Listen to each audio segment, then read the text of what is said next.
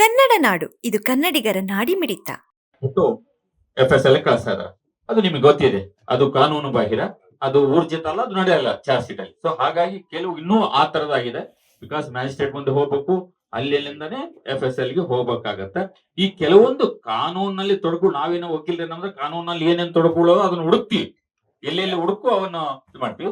ಹಾಗಾಗಿ NDPS ಅಲ್ಲಿ ಶಿಕ್ಷೆ ಆಗ್ಬೇಕು ಅನ್ನೋದೇ ನಮ್ಮೆಲ್ಲರ ಉದ್ದೇಶ, ನಮ್ಮ ವಕೀಲ ಸಂಘದ ಉದ್ದೇಶ ಕೂಡ ಅಷ್ಟೇ. ಏನಂದ್ರೆ ಅದರಲ್ಲಿ ಇರುವಂತಹ ಕೆಲವೊಂದು ಲೂಪ್ ಹೋಲ್ಸ್ ಅನ್ನು ಹಿಡ್ಕೊಂಡಿ ಹೊರತು NDPS ನಲ್ಲಿ ಅಪರಾಧಿಗಳಿಗೂ ಖಂಡಿತವಾಗಿಯೂ ಶಿಕ್ಷೆ ಆಗ್ಬೇಕು. ಯಾಕಂದ್ರೆ ಸಮಾಜಕ್ಕೆ ಮೆಸೇಜ್ ಹೋಗ್ಬೇಕು, NDPS ನಲ್ಲಿ ಆದಂತಹ ಆರೋಪಿಗಳಿಗೆ ಶಿಕ್ಷೆ ಆಗಿದೆ ಅಂತ ಹೇಳಿ. ಯಾಕಂತಂದ್ರೆ ನಾವು ಕೂಡ ಹೆಮ್ಮೆಯಿಂದ ಹೇಳ್ಕೊಂತೀವಿ, ಯಾಕಂದ್ರೆ ಶಿಕ್ಷೆ ಆದ್ರೆ ಇನ್ನೊಂದ್ಸಲ ಇನ್ನೊಬ್ಬರಿಗೆ ಮೆಸೇಜ್ ಹೋಗುತ್ತೆ, ಎಸ್ ಮಾಡಬಾರ್ದು, ಸಪ್ಲೈಯರ್ಸ್ ಆಗಲಿ, ಪ್ರೊಡ್ಯೂಸರ್ಸ್ ಆಗಲಿ, ಕಲ್ಟಿವೇಟರ್ಸ್ ಆಗಲಿ ಒಂದು ಮೆಸೇಜ್ ಹೋಗ್ಬೇಕಾಗತ್ತೆ.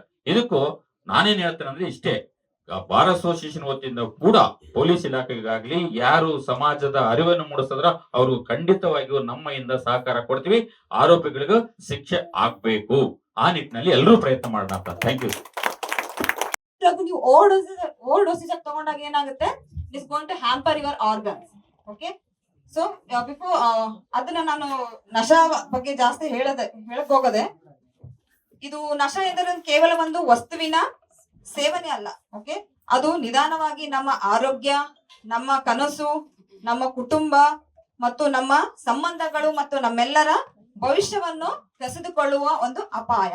ನಶಾ ಅಂದರೆ ಅಪಾಯ ಅಂತ ನಾವು ಕನ್ಸಿಡರ್ ಮಾಡ್ಬೇಕಾಗುತ್ತೆ. ಓಕೆ, ಸೊ ದೇಹದ ಮೇಲೆ ದೈಹಿಕವಾಗಿ, ಮಾನಸಿಕವಾಗಿ, ಸಾಮಾಜಿಕವಾಗಿ, ಕೌಟುಂಬಿಕವಾಗಿ ಎಲ್ಲಾ ರೀತಿಯಲ್ಲೂ ಕೂಡ ನಮ್ಗೆ ಅದರ ಎಫೆಕ್ಟ್ಸ್ ಕಂಡು ಬರುತ್ತೆ. ಓಕೆ, ನಾವೀಗ ದೇಹದ ದುಷ್ಟ ಪರಿಣಾಮಗಳು ನೋಡುವುದಾದರೆ, ಇಲ್ಲಿ ಎಲ್ಲ ಸ್ಟೂಡೆಂಟ್ಸ್ ಇದ್ದೀರಿ, ಆಲ್ರೆಡಿ ನಿಮ್ಗೆ ಗೊತ್ತು. ಮೇನ್ ಆರ್ಗನ್ಸ್ ಅಂತ ತಗೊಂಡಾಗ ನಾವು ಬ್ರೈನ್, ದಟ್ ಇಸ್ ಮೆದುಳು, ನಿಮ್ಮ ಹೃದಯ, ರಕ್ತನಾಳಗಳು, that is heart and your blood vessels. Okay, ಮತ್ತೆ ಯಕೃತ್, that is your liver. Okay, then your main thing is kidney, which is going to do the purification. Kidney that is ಮೂತ್ರಪಿಂಡಗಳು. ಇವೆಲ್ಲದ್ರ ಮೇಲೆ ಕೂಡ ಮೇನ್ ಪ್ರಭಾವ ಬೀಳೋದೇ ಈ ನಶೆಯಿಂದ ಬರೋಂತ ಎನಿ ಡ್ರಗ್ಸ್ ಇರ್ಬೋದು. ಓಕೆ, ಫಸ್ಟ್ನೇದಾಗಿ ನಾವು ಮೆದುಳಿನ ಮೇಲೆ ಅದರ ಪರಿಣಾಮ ನೋಡೋದಾದರೆ, ನಮ್ಗೆ ಎಲ್ಲರಿಗೂ ಗೊತ್ತಿರೋ ಹಾಗೆ ನಮ್ದು brain, it is going to control your complete your body organs, your systems and everything. Okay, ಅದೇ ನೀವು ಈ ನಾರ್ಕೋಟಿಕ್ ಡ್ರಗ್ಸ್ ಇರ್ಬೋದು, ಇವು ಯಾವುದೇ ರೀತಿಯಾದ ಮಾದಕ ವಸ್ತುಗಳಿಂದ ನಾವು ತಗೊಂಡಂತ ಎಲ್ಲಾ ಯಾವುದೇ ಡ್ರಗ್ಸ್ ಇರ್ಬೋದು, ಅದು ಫಸ್ಟ್ ನಮ್ಗೆ ಬಾಡಿಯಲ್ಲಿ ಹೋದಾಗ ಅದು ಅಬ್ಸರ್ವೇಷನ್ ಆಗಿ ಬ್ಲಡ್ ಮುಖಾಂತರ ನಿಮ್ ಬ್ರೈನ್ ಸೇರಿದಾಗ ಏನಾಗುತ್ತೆ, ನಮ್ ಬ್ರೈನ್ ಅಲ್ಲಿ ಯೂಶುವಲಿ ನ್ಯೂರಾನ್ಸ್ ಅಂತ ಇರುತ್ತೆ, ನರಕೋಶಗಳು. ಓಕೆ, ಸೊ ದೋಸ್ ನ್ಯೂರಾನ್ಸ್ ಏನ್ ಮಾಡುತ್ತೆ, ನಮ್ ಬಾಡಿ ಎಲ್ಲಾ ಸಿಸ್ಟಮ್ ಜೊತೆಗೆ ಕೋಆರ್ಡಿನೇಟ್ ಮಾಡುತ್ತೆ. ಬಟ್ ಆ ನ್ಯೂರಾನ್ಸ್ ಈ ಮಾದಕ ವಸ್ತುಗಳಿಂದ ಡಿಸ್ಟ್ರಾಯ್ ಆಗುತ್ತೆ. ಡಿಸ್ಟ್ರಾಯ್ ಆದಾಗ ಏನಾಗುತ್ತೆ, ಆ ರಾಸಾಯನಿಕ ಸಂದೇಶಗಳು ಏನಂತೀವಲ್ಲ, the signals which is going to communicate your neurons, which is going to communicate your body systems, it is going to hamper ಆದಾಗ ಏನಾಗುತ್ತೆ, ಬೇರೆ ಸಿಸ್ಟಮ್ ವರ್ಕ್ ಆಗಲ್ಲ. ಓಕೆ, ಫಸ್ಟ್ ನಮ್ಗೆ ಬ್ರೈನ್ ಡ್ಯಾಮೇಜ್ ಆದಾಗ ಏನಾಗುತ್ತೆ, it is going to spoil other systems. ಅದರಿಂದ ಏನಾಗುತ್ತೆ, ತಗೊಂಡಿರೋ ಮನುಷ್ಯನಲ್ಲಿ ಏಕಾಗ್ರತೆ, ದಟ್ ಇಸ್ ಕಾನ್ಸಂಟ್ರೇಷನ್, ಮೆಮೊರಿ ಇರ್ಬೋದು. ಓಕೆ, ದೆನ್ ಆಸಕ್ತಿ ಕಡಿಮೆ ಆಗ್ತಾ ಬರುತ್ತೆ. ಸ್ಟಾರ್ಟಿಂಗ್ ಮಕ್ಕಳಲ್ಲಿ ಕೂಡ ತಗೊಂಡಿರೋ ಮಕ್ಕಳಲ್ಲಿ ಅವರಲ್ಲಿ ಏನೋ ಒಂದು ಜೀನಿಯಸ್ ಸ್ಟೂಡೆಂಟ್ ಇರ್ಬೋದು, ಬಟ್ ಈ ವಸ್ತುವಿಂದ ಏನಾಗುತ್ತೆ, ಕ್ರಮೇಣವಾಗಿ ಆಸಕ್ತಿ ಕಡಿಮೆ ಆಗ್ತಾ ಹೋಗುತ್ತೆ, because of damage to the neurons. ಅದಕ್ಕೆ ಏಕಾಗ್ರತೆ ಕಡಿಮೆ ಆಗೋದು. ಓಕೆ, ಕಾನ್ಸಂಟ್ರೇಷನ್, ಮೆಮೊರಿ, ದೆನ್ ಆಸಕ್ತಿ, ದೆನ್ ಯುವರ್ ಡ್ರೀಮ್ಸ್. ಆ ಡ್ರೀಮ್ಸ್ ಅಚೀವ್ ಮಾಡ್ಬೇಕಂದ್ರೆ ನಮ್ಗೆ ಫಸ್ಟ್ ಕಾನ್ಸಂಟ್ರೇಷನ್ ಬೇಕಾಗುತ್ತೆ, ಅದು ಕೂಡ ಎಲ್ಲ ಕ್ರಮೇಣವಾಗಿ ಬರ್ತಾ ಹೋಗುತ್ತೆ.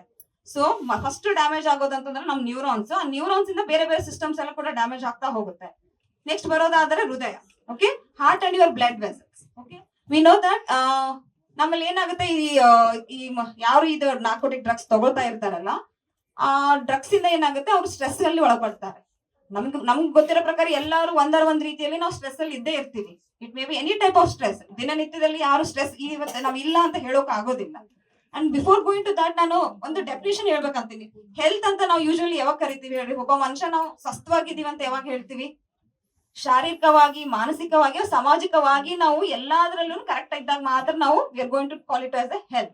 ಸಮಗ್ರ ಸುದ್ದಿಗಳಿಗಾಗಿ ತಪ್ಪದೆ ನೋಡಿ ಕನ್ನಡ ನಾಡು ವಾಹಿನಿ. ಸಬ್ಸ್ಕ್ರೈಬ್ ಮಾಡಿಕೊಳ್ಳಲು ಕೂಡಲೇ ಪಕ್ಕದಲ್ಲಿ ಕಾಣುವ ಬೆಲ್ ಐಕಾನ್ ಕ್ಲಿಕ್ ಮಾಡಿ ನೋಟಿಫಿಕೇಶನ್ ಪಡೆಯಿರಿ.